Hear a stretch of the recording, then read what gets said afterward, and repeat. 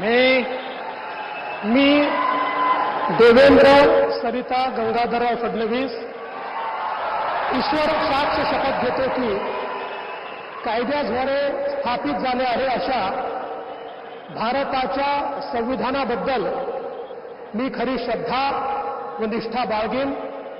मी भारताची सार्वभौमता व एकात्मता उन्नत राखीन। मी महाराष्ट्र राज्याचा मुख्यमंत्री म्हणून माझी कामे निष्ठापूर्वक व सत्सद विवेक बुद्धीने पार पाडेन आणि संविधान व कायदा यानुसार सर्व तऱ्हेच्या लोकांना मी निर्भयपणे व निपक्षपातीपणे तसेच कोणाच्याही विषयी ममत्व भाव किंवा आकस न बाळगता न्याय वागणूक देईन।